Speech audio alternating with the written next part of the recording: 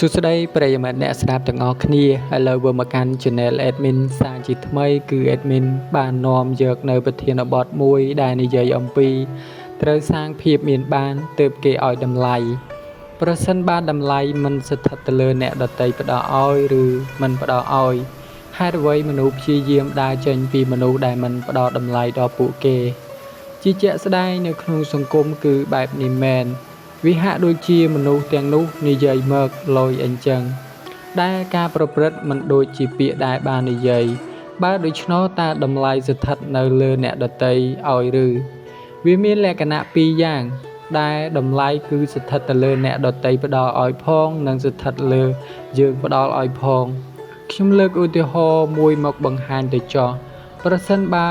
អ្នកជាមនុស្សចេះដឹងមួយរូបមានចំណេះជំនាញក្នុងខ្លួនច្បាស់លាស់ប៉ុន្តែត្រូវបានមនុស្សល្ងិតល្ងងមើលងាយមិនផ្ដល់ការគោរពដល់អ្នកហើយអ្នកក៏ព្យាយាមដើរចេញមិនចង់សេពគប់ជាមួយបុគ្គលនោះ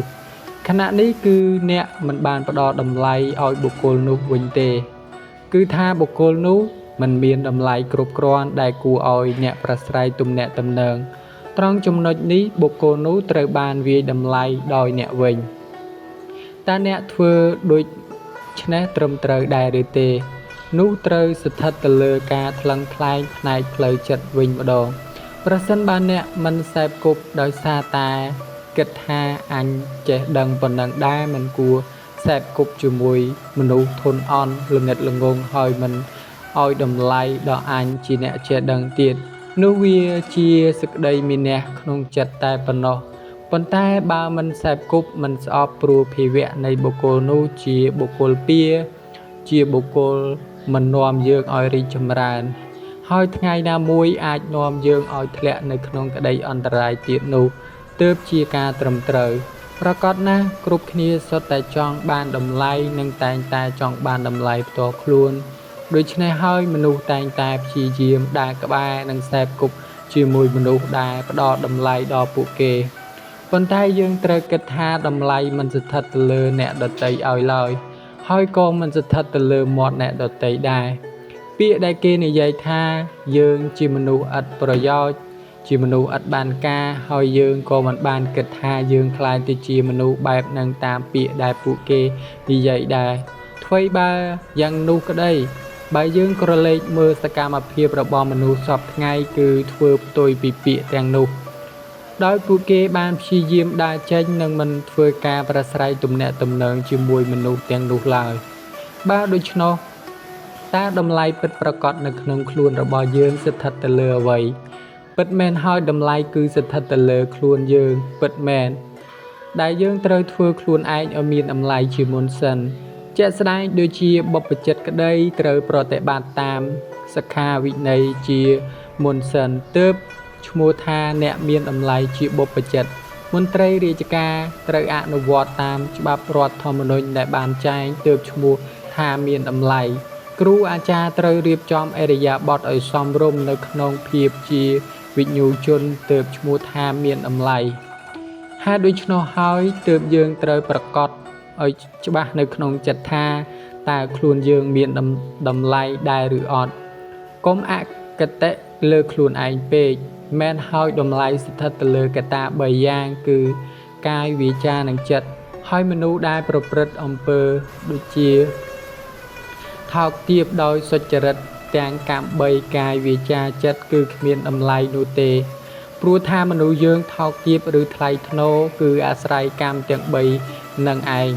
បើប្រព្រឹត្តសុចរិតធម៌ក៏ឈ្មោះថាថ្លៃថ្នូរតែបើប្រព្រឹត្តសុចរិតធម៌ក៏នឹងឈ្មោះថាថោកទាបដូចគ្នាបើយើងប្រព្រឹត្តមិនល្អទោះបីជាមានគេឲ្យតម្លៃក៏ដោយក៏ឈ្មោះថាថោកទាបដែរឧបមាដូចជាចពុកាជីវកៈដែលប្រព្រឹត្តតបៈធម៌ដោយការបរិភោគលាមកហើយត្រូវបានមហាជនមួយចំនួនលើកដង្កើងដូច្នោះឬថាជាមេចៅឬមន្ត្រីខើខូចពុករលួយដែលប្រព្រឹត្តអំពើសុចរិតហើយត្រូវបានបរិវារឬអ្នកក្រោមអាវាតលើកដង្កើងឲ្យតម្លៃដូច្នោះអញ្ចឹងអ្វីដែលយើងចង់បានតម្លៃឬតម្លៃនៃការផ្ដល់ឲ្យពីអ្នកដទៃយើងត្រូវច្បាស់ថាតើវាចេញពីមនុស្សមជ្ឈដ្ឋានណាទៀត ប្រសិនបើមជ្ឈដ្ឋានដែលយើងរស់នៅសម្បូរមនុស្សអវិជ្ជមានមនុស្សទុច្ចរិតជនអសប្បុរសពួកគេប្រកាសជាឲ្យតម្លៃទៅលើរឿងដែលខុសរឿងដែលពួកគេចូលចិត្តតាមចំណងអាស្រ័យរបស់ពួកគេតួយ៉ាងសង្គមយើងបច្ចុប្បន្នច្រើនលើកដោយពាក្យដ៏មានទំនួលខុសត្រូវមួយគឺមិនសេពគប់គ្រឿងស្រវឹងគ្មានញាតរាប់អានឬខ្សត់ញាតឬថាចូលចំណោមគេមិនចុះជាដើមពួកគេឲ្យតម្លៃទៅលើរឿងបែបហ្នឹងហើយយើងចង់បានការស្រឡាញ់ការផ្ដល់តម្លៃពីមនុស្សបែបហ្នឹងឬយើងត្រូវតែច្បាស់ថាតម្លៃនឹងជាអ្វីហើយបើយើងប្រព្រឹត្តអកុសលរួចត្រូវបានគេលើកដង្កើងស្រាប់តែត្រេកអរទៅនឹងពាក្យនោះគឺយើងកំពុងយកច្រឡំចំពោះតម្លៃហើយមែនហើយមនុស្សបច្ចុប្បន្នច្រើនតែវិនិច្ឆ័យទៅលើភាពត្រឹមត្រូវទៅលើការគ្រប់គ្រងច្រើនភាពសមនៃភ្នែកនិងទិដ្ឋភាពរបស់ខ្លួនត្រូវចិត្តប៉ុន្តែមិនត្រេះរិះតាមសេចក្តីពិតនោះទេការដើរចេញឬការមិនរាប់អានមនុស្សដែលមិនផ្ដល់តម្លៃដល់យើងមិនមែនជាអ្នកទាមទារតម្លៃនោះទេប៉ុន្តែជាការជ្រើសរើសផ្លូវត្រូវសម្មាសង្កប្បៈដែលបើយើងសេពគប់មនុស្សដែលមិនឲ្យតម្លៃយើងមានន័យថាមិនឲ្យតម្លៃនៅអ្វីដែលយើងកំពុងធ្វើអំពើជាកុសលឧទាហរណ៍យើងបានប្រព្រឹត្តល្អតាមគន្លងនៃសប្បុរសហើយត្រូវបានមនុស្សដែលភ្ជាប់ទំនាក់ទំនងយើងរិះគន់មិនឲ្យតម្លៃហេតុអ្វីយើងនៅសេពគប់ធ្វើអ្វីព្រោះថាបើយើងនៅបន្តសេពគប់បុគ្គលទាំងនោះយើងអាចនឹងបាក់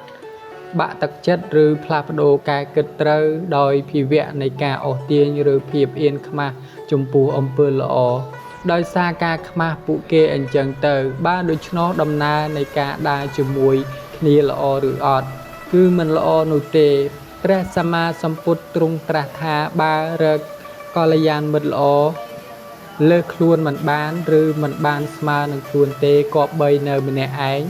ព្រោះថាភាពជាមិត្តមិនមាននៅក្នុងបុគ្គលពីរឡើយតើមានអ្វីខុសត្រូវបើយើងមិនសេពគប់បុគ្គលមិនល្អយើងកុំគិតថាគេឲ្យតម្លៃឬមិនឲ្យសំខាន់យើងត្រូវដឹងថាបុគ្គលនោះល្អឬអត់ជាសប្បុរសឬពាលជួនកាលគេឲ្យតម្លៃនៅក្នុងរឿងខុសក៏មានអញ្ចឹងយើងចង់បានវាមកធ្វើអ្វីសរុបមកតម្លៃមិនស្ថិតទៅលើអ្នកដទៃឲ្យទេ